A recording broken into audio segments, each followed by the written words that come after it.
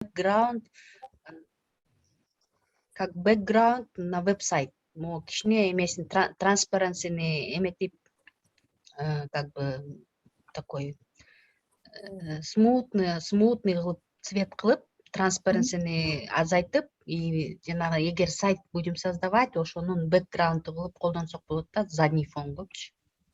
Предлагаю.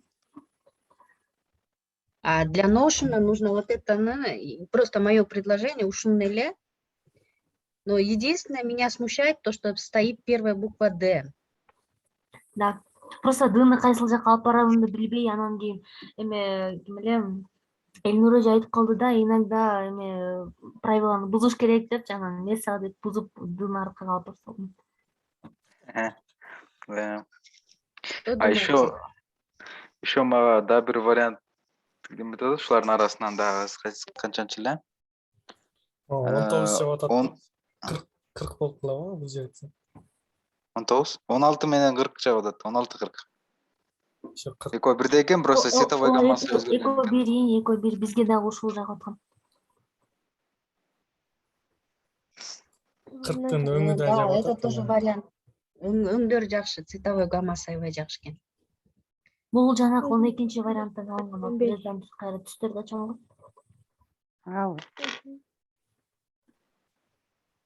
Эме боз үйдүкүнө киргилечи, Эрболдукуна дагы бир жолу. 4-нчү. Жакшылап көрүп алайын деп атасызбы? Ошол жерден жанагы сиз келечекти ичине киргизип коелу деп эме сунуш болду, ошону эме кылып киргизсем эмне болот? Могу К, боз үйдүн ичиндеги К турбайбы, ошонун өйдөгө кеткен жагына, бир жагына келечек, ылдый кыска жагына диджитал деп киргизип койсо же бычыт болуп кетеби? Жок, боз үйдүн ичинде уже 3 абстракция турбайбы? В этом плане, я думаю, ничего не надо вмешивать, просто жазуунун эле, шрифтин эле өзгөртүп, кичине расстояние между буквами включить и какой-то другой необычный такой шрифт придумать надо, да, выбрать, то есть из бесплатных именно выбирать надо. А так, в принципе, идея хорошая, ну, боз үйгө өтө деле окшош болсо. Единственное, үстүнө боз үйдүн түндүгүн как-то пририсовать надо, да, а то у нас монгольский боз үй деп кетти, да. Кыргыздын боз үйүнүн түндүгү бар да, бизде өзүбүздүн өзгөчөлүгүбүз бар да. Ошо жанагы ошол түндүктөн исходить эткен момундай жанагы эмелерин эмне деп коечу эле?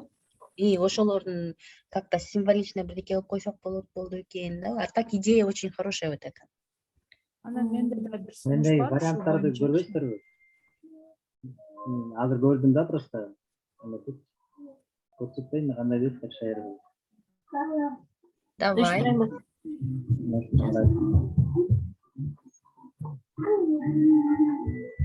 Эрбол, эме демонстрация экрана кылсаңар.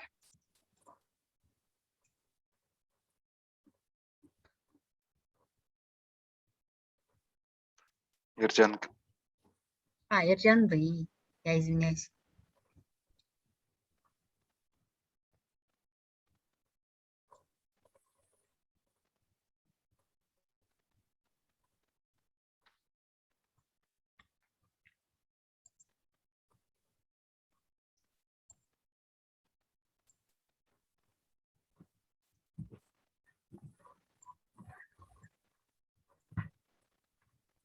Сатып ал дейт го дейм бул. Я тут много раз пользовалась этим.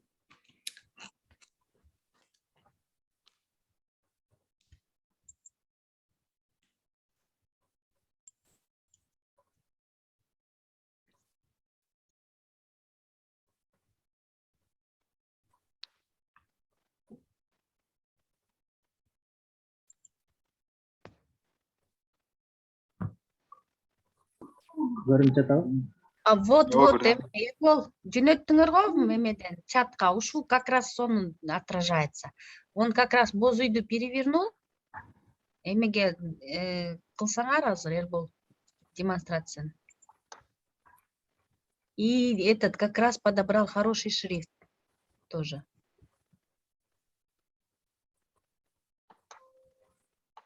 Арайсыздар. Да. Боз үйдү аударып па? Ай. Или как-то не так было. Сайкал эже ушул боюнча сунуш айтып коеюнбу? Давайте. Биринчи мындай кичине анимированный жасап койсок болот да, биринчи КД деп туруп анан боз үйдүн эң акырында мындайынан эметипчи. Көрсөтүппү? Көрсөтүпчү баягы анимация кылып коюшат го. Потому что сразу эле боз үй болуп турганда непонятно да, ичинде КДсы эметилбейт экен. Анан жана вертикально көрсөттү го жама деле башында. Анан ошондо идея кирип кетти да. Мисалы сайттарды караганда керкелердин эмеси анимация болуп турат го. Логолоручу. Можно, Ошондой эле. почему бы нет? Да, башында КД деп туруп курулганды, боз үйдү куруп туруп анан кийин горизонтально, вертикально турат да, азыркыдайчы башында көрсөттү го Эрбол. Анан акырында переворачивать этип боз үй кылып, и келечек digital деп жазып койсо классно будет. Вообще супер. Супер, класс. Да, Мен да, уже да, представление классно. болуп кетти, көзүмдө тиги уже айланып. Да, КД деп туруп кошулуп туруп анан кийин боз үй кылып переворачивать эң акырында боз үй кылып коюш керек да. Ошондо понятно болот бардыгына. Да, вот түшүнүңөрбү, Эрбол? Мен түшүндүм, Эрбол сен түшүндүңбү аны экөөсү эме видео көргөзүп мен сага ошол эме примерный видео жөнөтөм. Биринчи чыкканда эле, биринчи көргөндө эле вот это горизонтальный болуп чыгат да, анан акырындап анимация болуп айланып боз үйгө горизонтальный болуп калат да. Анан может астында могу келечек диджиталды так прям тоже можем анимация по буквам вытащить. Чын. Сможем так сделать? Сможем. After Effects менен кылса болот, бирок колдонгонун билбейм, бар бирок. Брок, у меня вопрос при загрузке, когда мы будем сайт создавать, ладно, на Notion это оно легко будет применяться и открываться, потому что Notion платформа Sona, оно адаптировано к этому. А когда мы свой сайт будем делать, у меня вопрос возникает, не будет ли проблема с загрузкой анимации. Ну, биз карап чыккан сайттарда до такой степени анимированный сайттар бар болчу, Сайкал эже. Кичинекей анимациядан эчтеке болбойт болуш керек деп ойлоп атам. Моменттерде мындай болуп калат да, у кого там интернет немножко не догоняет, слабый болгондордо, оно будет вот так зависать и непонятно болуп калабы деген ойда. Азыр мен бирдеке сурап алайынчы. Азыр мен бирдеке сурап, ушу анимация жөнүндө сурайын деп атасың. Мен да ошол жөнүндө суроо болуп калды. Мен түшүнгөн боюнча К деген сол жактан жылып келип, Д деген сол жактан жылып келип, экөө бир жерге кошулуп боз үй болуп, анан кийин кайра минтип горизонтально буралыш керек болот абы? Же болбосо Кны сперва ушул бойдон турат, анан биринчи Кны может быть цветин өзгөртүп, анан Дныкын андан кийин постепенно. Да, вот моргать этип. Моргать этип, да. Моргать этип или какой-то другой эффект. Да. Тура эле неме? Ушул К тамгасын биринчи как-то вот так сигнал показать, что К деп. Потом Д тамгасын көрсөтөбүз сигнал менен. Түшүндүм эми. Она переворачивается в боз үй, и потом запись идет. Келечек диджитал деген. Түшүндүм. Мен ойлоп аткам мындай деп, ушул бойдон эле чыгат, анан ушундай чыгып эле, анан бак ортого келгенде анан мындай болуп калат деп атпаймынбы. Вот это второе действие было. А первое действие, биринчи К тамгасы высвечивает. Вот оно вот так стоит, потом высвечивает К буква, потом вторая буква Д высвечивает, и потом переворачивается в боз үй, и келечек диджитал деп астына чыгып калат да? Түшүндүм эми. Туурабы, Айнагүл эже? Да. Примерно так. Анда давайте на этом остановимся, да, нашем логотипе. Эффектеры применим, и потом уже будем использовать везде этот логотип. Да. Что думаете? Цветтерди танылбайлы эми. Да, давайте цветовой гамманы теперь тогда перейдем. Мы же диджитал агентство сделаем такое что-то неоновое, да, наверное? Но при этом надо учитывать цвета, которые находятся внутри логотипа тоже. Или мы можем... Можем поменять? Поменять? Можно заменить, да, поменять можно. Поменять можно. Смотрите, исходите из того, что какой цвет мы определим в логотипе, мы эти цвета тоже будем применять на веб-сайтах. Да. Поэтому...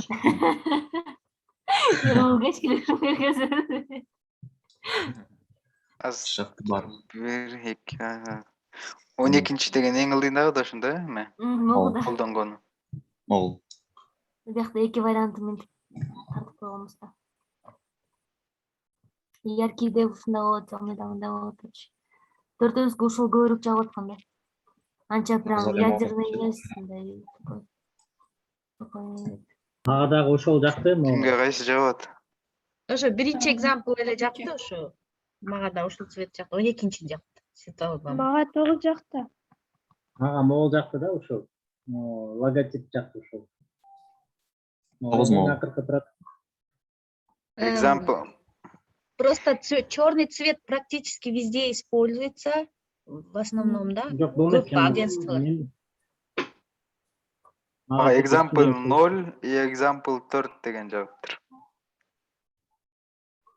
Экзампл 0 и экзампл 4.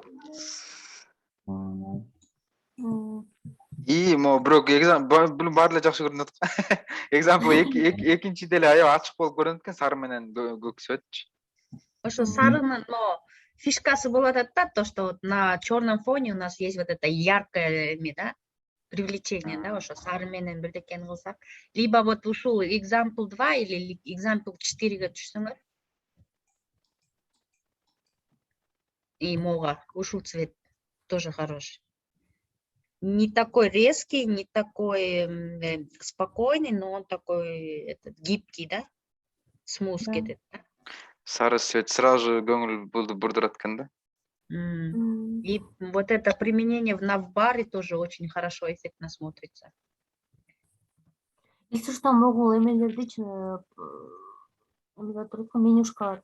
Ушулар башка өңдө жазыла турган болсо, например, да, могудан, либо, да, скорее всего, темный да болсо, бул яркирээк серый болот го. А эмеге, например, ховер, не деп коет, мышкага, короче, курсорду алып келгенде мындай тоголок болуп обводка болот, либо астынан обводка болот. Да, ховерды мы можем тоже, да, подобрать, исходя из этих цветов тоже. Да, желтый болсо красивыйраак көрүнөт. Яркий цвет. Азыр эми ушуга деген жана бозый эмени алып келип коюш керек да, эми логону. Да, ушул цветтердин ичинен тиги бозүйгө кошобуз да, ошон үчүн мындай жол выбирать этиш керек да. Кстати, ошол бозүй боюнча түндүгүн үстүнөн эле 3 жандай Адидастын сызыгына окшогон 3 сызык түшүрүп койсоң да, түндүк Да, көрүнгөндөй можно. болчу. Да, могу ошондой өйдө жагындачы.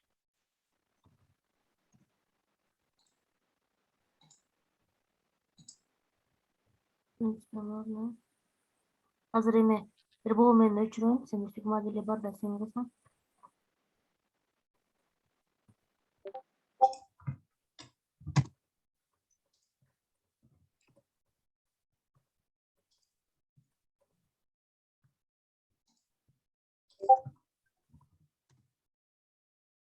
А вообще-то вам как понравилась оценка логотипа дядя Мишаны? Издөөмө боюнча? Жок, дядя Мишаны тандаган логотиптери жактыбы силерге? Мага эң биринчиси жакты, я не поняла, үчүнчүсүн эмнеге тантады. Үчүнчүсүнө кандай оценка бердиң, или мен жакшы көңүл бурбай калдымбы? Мага үчүнчүсү жакты, эмнегедир. Жок, мен бул жерге деген жокмун мен. Жок, үстүнө, горизонтально. Үстү жана эмеге, үстүндө сызык өтүп атпайбы? Маалдаттым. То есть бозүйдүн крышасы ошого жука эме ичке эле 3 сызык болсо болотпу, же кандай деп түшүндүңүздөр силер? Мен ошондой 3 сызык, и оно такое, изгиб менен келет, да, типа. Азыр. Изгиб болуп, түндүктү олицетворять эткен сыяктуу болчу. И ошондой болуп. Ну, не такой длинный, и ошондой, и чуть-чуть. Ну, ичкерээк, да, только не такой жирный.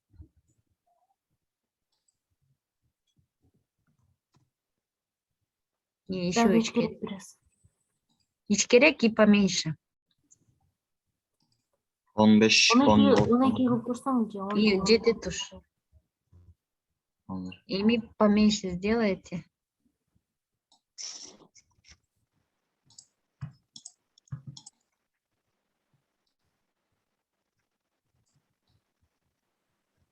И ошондой.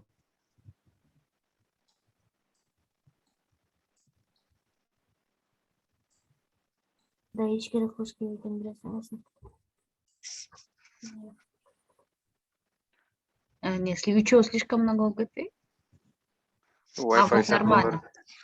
Да, нормально. Үчөө Анда нормально. калыңыраак кылып коюш керек го кичине. 12 болуп көрөчү.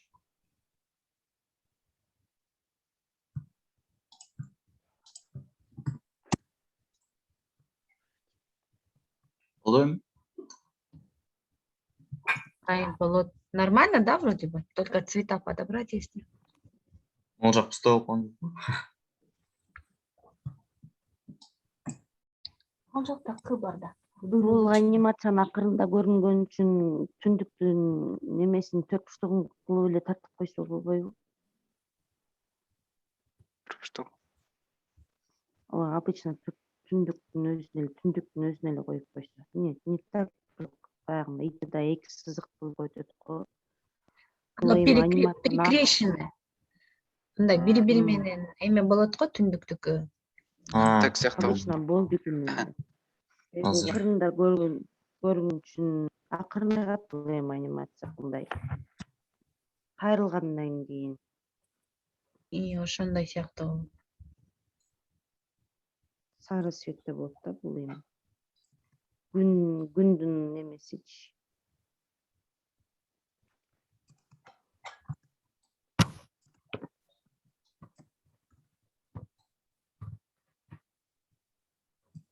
Үчөө. И вот как раз нормально было, точно келишти. Цветин желтый, да, сделаем или как? Да, желтый күн да бул эми. Кызыл болот го. Или красный. Но последнийдикин алсаңар эме кимире бир болуп последнийдикин. И ушуну.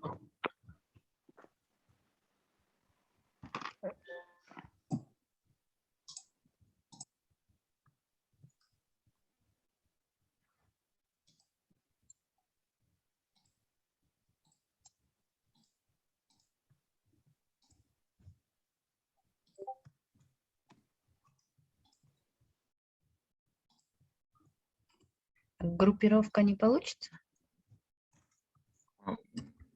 Аз мейлі ошентип келет. Аны бирөөбүз болду. Все, ладно, неме көңүл бөлө ал.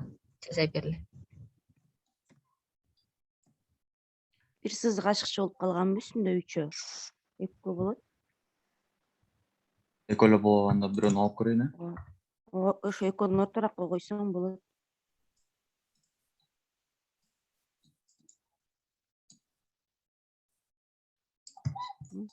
Болот ошол. Үчөө өтө быжырап кетет. Нормально. Ну как, горизонтально көргүлөчү эмне?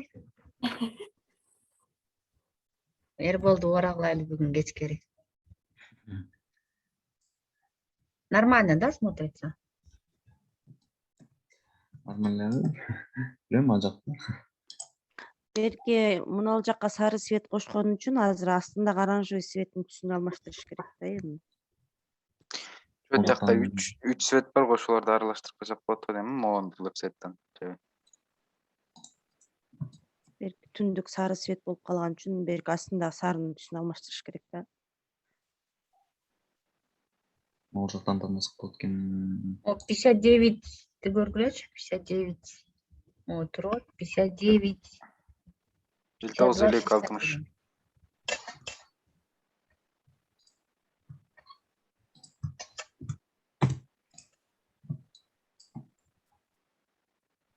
Кандай болот? Анда алып көрөлүчү. Нурайда, ал кимдин экраны?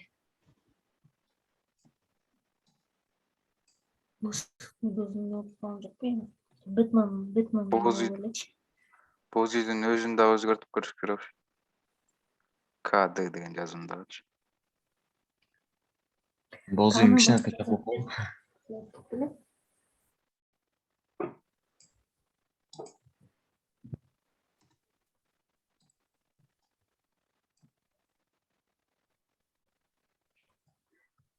Рөңдөрдү кайсын тандайлы ошондо?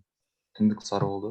Бул Түндүк сары болорсун. Эмне смотрите, кайсы өң калды бизде? Серый калдыбы?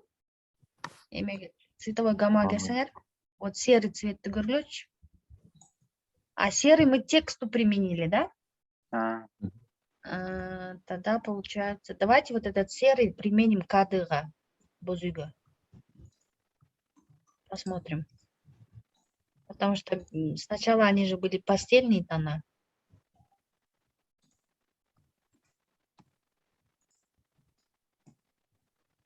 Мага негизи азыркы цветтерди алып атасыздар го, ошо логотип аябай жакты да.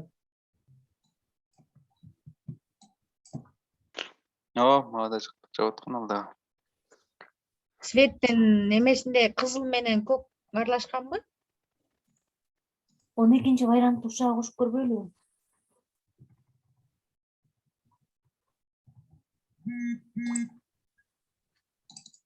Так, 12 вариантты көрөлүчү азыр. Мына моунучу ушуну ичине киргизсек болбойбу? Логотип.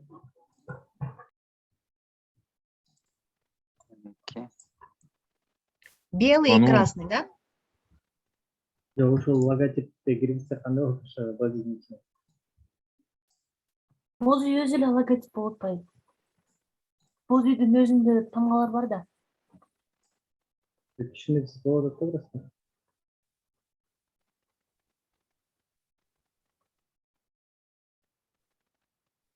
Извините, что перебиваю, но вот этот логотип как-то кажется мне незакономерным совсем. Потому что, как вы видите, тут все заполнено, там сверху желтое. Не так уж совпадает, потому что тут, во-первых, все залитое, а во-вторых, вот здесь видны углы, и как-то для меня это тут. И вот здесь оказывается еще место, по-моему.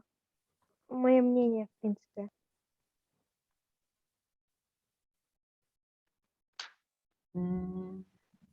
Так, что делаем? Эмне сунушта азыркыны Думаю, во-первых, стоит залить вот эти. Нажмите на Ctrl-Z, пожалуйста. Давайте этот... Кстати, желтые нужно залить, думаю. Попробуйте. свежий взглядтарды колдонуп көрөлү анда.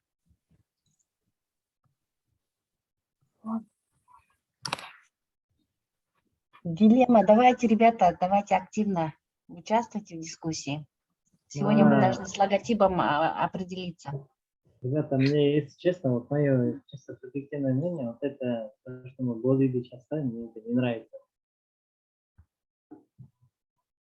Потому что вот, то, что мы сейчас берем, цвета вот эти, с этого прототипа, вот это мне нравится, вот 40-й вариант. Вот, вариант самый такой нормальный. 40-й. Да, и глаза еще хорошо попадаются. Мага да ушул жагып атат, негедир мындай минимализм тиги жактан. Ну да, ничего лишнего. Көп нерсе болгондой. Ал логону неме Азамат агай айтты окшойт, мындай UX жактан. Бул мына эме турат го, стрелкасы бул артты карап калган да, мындай алдыга караганда, эгер алдыга жүрүү дегендейчи, ушинтип айтып берди окшойт кечээ бир эмегечи. Мол стрелка бул жакты карап калганда артты көздөйчү. Келечек эмес, артка. Бул UX да биздин мындай атыбызга анча туура келбей калат дегендей болду окшойт. Анан мен могул жерде бир сайт жибердим эле, бул цвет көк болду, ошол мындай көк цветти бир көрөсүзбү, ушундай көк цвет таба алабызбы дедим эле. Азыр сиз айттыңыз го, Нурай дайым айтты го, ошону оңдошо кандай болот? Азыр логотип барыбызга жаккан, мисалы көпчүлүк. Ошо айтып атканда бир ой келип кетти да, эме оңдосок депчи. Жана стрелка арка карап тургандын аркасына палочка таштап, ошондо К деген жазып алат да. Анан Ддан кийин кайра ошондой хэштегтин жабылган эмесин коюп койсок, ошондо К ичинде д анан хэштег жабылып эме хэштегден тег жабылып калат да ошондой сыяктуу. Эрбол мырза ошону алып жазып көргүлүк. Мези бунун иллюстратордон тартылган болчу да, бул насыкка же ошол балким бул жактан насыкка же ошол жактан азыр алмаштыралат. Фигмада эмес да бул. Ооба. Аркасына кичине эле ак сызык коюп койсо эле к болуп калат го ошол.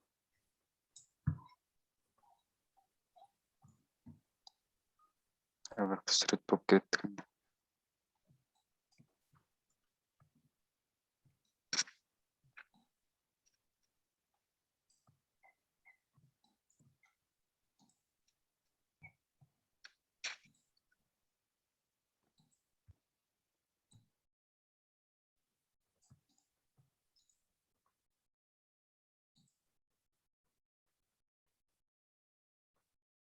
У нас со временем как, успеваем там? Мези буну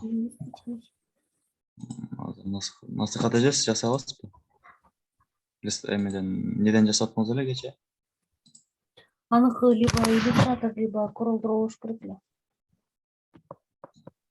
Ооба, Corel Draw'да бар болчу, ошо жасап эле ошол Андай эме зумдун записине жетишип атабызбы? Ким смотрит за временем? Канча минутубуз калды? Азыр көрүнбөй эле. 10 Көрүнбөй минуттан эле. эле окшойт. Жарым саат болуп калыптыр бирок. Кандайсыңар? Кичине алаксып кеттим, ошентип эмне кылыш керек ошондо? Азыр могу деген артка стрелка артка карап калыптыр деп атпайбызбы? Ошону деген стрелканын бүткөн жагына К'нын палочкасын кошуп, сол тарапка ошондо. А D'дан кийин кайра жана тегти жапкан сыяктуу скобка бар, могу 3 бурчтуу скобка. Ошону тескери каратыпчы. Ошентип койсок К, Д көрүнөт, еще Д эменин тегтин ичинде калгандай болуп калат да. Ошондой кылып койсок болобу? То есть мен эмен да андай жана Азамат ага. Бунун аркасына нерсе керек эмес. Ошондо могу стрелканы эле тиги дынын бияк бертине өткөрүш керекпи же повторять этип ошентип жаап коюш керекпи скобка кылып? Азыр мен ачып көрөйүнчү.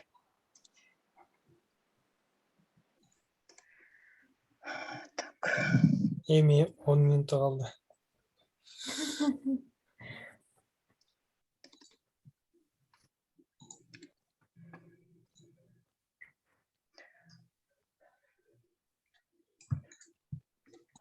Но стрелканы эле Кга кичине окшотуп койсо эле болду да. Аркасына кичине эле бир узун сызыктуу же кыскараак сызыктуу.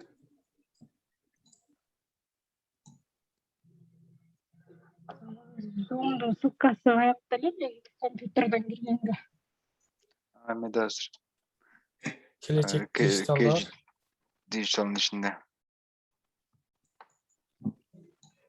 Кандайдан турат мисалы бул мындай алсам?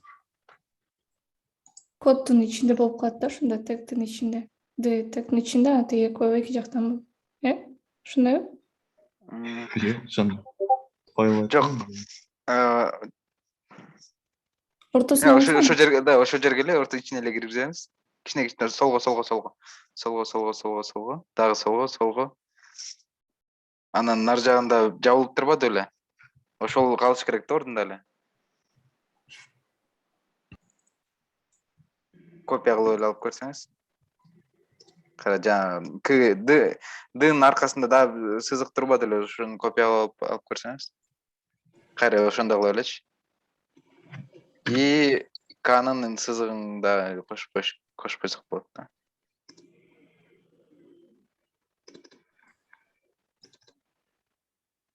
Ровный болгон жок бирок. Ушундай болчу. Эми азыр просто элестеткенге эле айтып атам да. Анан К'нын сызыгын кошуп койсок да болот да буяначы. Именно К көрүнсүн десек. Эрбол экинчи тартылган макет арыраак алысыраак жылдыр болсоң болот экенби же? Азыр. Ушул сыяктуу деп атам да, билбейм кандай кылса болот да. Стрелка артка карабаш үчүн.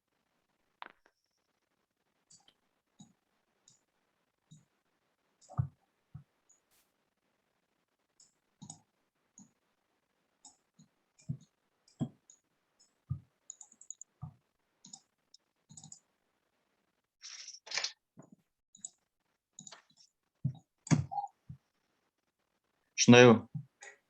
Мындай деп ойлоп атам. Мен ушуну туура тартып бердиңиз да. Мен эме оюмду айтайын деп аткам. Ушундай ойду айтып аткам да. Азаматбай экен ойду ишке ашырдыңыз. Рахмат. Боеп көрөлү да. Пока ребята здесь творчеством занимаются, Айнагүл Эжеш и Нураида мен Трелага брифинг боюнча ссылканы тиркеп койдум, ошол жака вопросниктер жүктөй бергиле. Хорошо. Аяк жагына аны коюп койсоңуз. КДА деп. КДА? Көп эле не болуп кетет го. Там узун болуп кетпейби ал? КД эле болот го.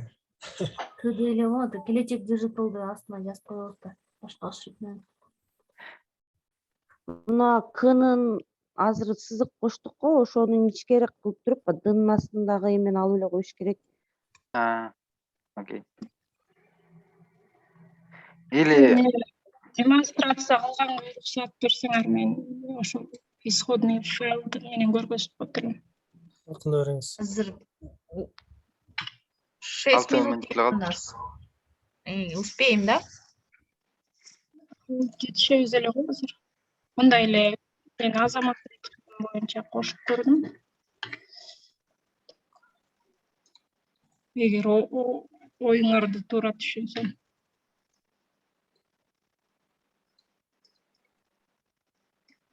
Негизи минимализмди сактасак жакшы болмок да, логотипке негизи көп нерсе кошпой эле коюш керек, желательно. Анда жазууну эле алып таштасакчы. Астынбы? Түшүнүксүз болуп калбайбы? Мелкий кылып жазып койсо болот да. либо жаңы эле ким айтты эме жабылган тег керек эмес эле, жөн эле ошо артка кетип аткан стрелкага эле кыска эме кошуп койсокчу, мындай вертикальный стрелка кошуп койсок, К деген көрүнүп калат деген ойду айтып атабыз. Достор, Могу жеринеби мындай? эч нерсе кошпой элечи, жана башындагыдай эле калтырып койбойлуппу? Кандай дейсиз? Жок, мен деле ошентип ойлоп аткам, бирок тиги Азамат агай ошондой эмесин айткан экен да, өзүнүн оюнчу. Анан ошону оюндагы Посмотрим сейчас. эске алалы деп. Бирок Азамат агай он больше предпочитает попроще стилдерди, заметили? Азыр дагы ошондой айтты го, Михаил. Ал уже прошлый векте бүт логотипке көз мурун тартып болгон жазууну киргизгенчи. Желательно мындай бир эле знак менен билдирип койсок жакшы болмок да. Азыр биз ошо көп нерсени кылып атабыз, мындырып кетет. Башындагыдай эле болсо сонун. Ичкерээк кылса сонун деп ойлойм. Кадыжа алдайкы жаңы эле тартылган эме бар го, сызык, ошонун жарымын алда серек кылып боеп көрбөйсүзбү? Ылдыйдан өйдө кетип. Градиент кылыппы? Половинасын. Алдагы стрелка турат го, ушундай сыяктуу кылыпчы, половина кылып. Негизи градиент эле. Мындай деппи? Типа да.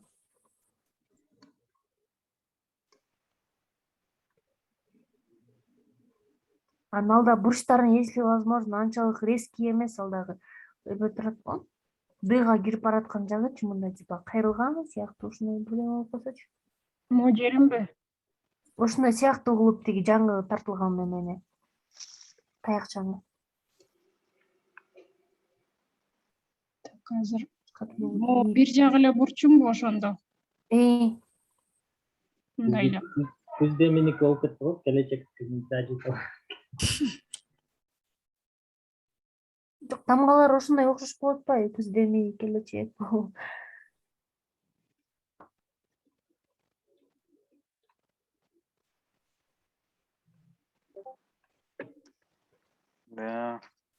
Анан буну Кга жакыныраак койсоңуз, эмне болот экен?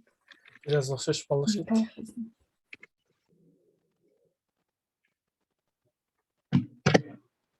Сон ага жагы да анча жакын эмес. Деталь көп болуп калды да.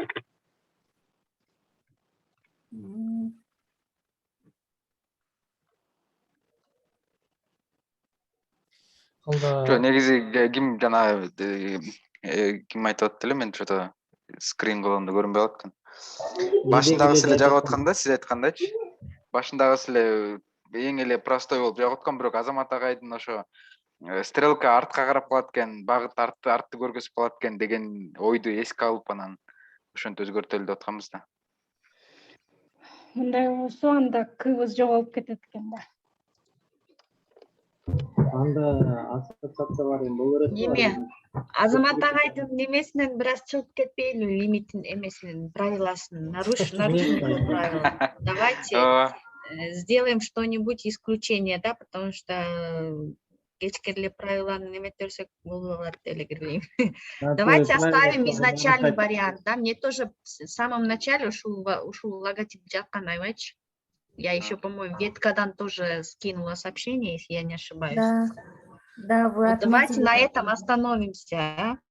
Изначальный вариант. Оригинал кандай болду эле, ошол оригинал менен эле кете берели.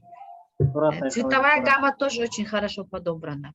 Прям хорошо, спокойный, не резкий. Ушуга эле токтой берели анда, а то биз көп убакыт кетирип жүрөбүз азырчы.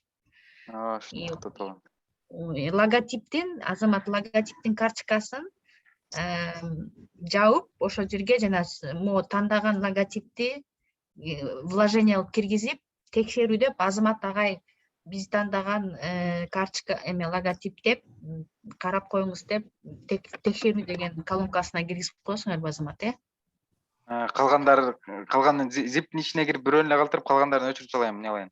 Жок, зип тура берсин, бирок биз тандаган логотип деп өзүнчө вложение кылып жана скрин фотография кылып киргизип койсоңор. Окей. Текшерүү кылып туруп анан сөзсүз Азамат агайды белгилеп туруп да. Азамат агайды белгилеп, Токтокунов депчи. Вот тут два вложения у нас стоят. Теперь поставьте сюда обложка. Обложка эмес. Сейчас кайсы бир вложениени кошуп керек эле да, вот я забыла. Да, этот. Обложканы басып көрсөңөр, по-моему, в обложке загрузить изображение для обложки деген жерин бассаңар, ошол жерден эмени киргизсеңер болот.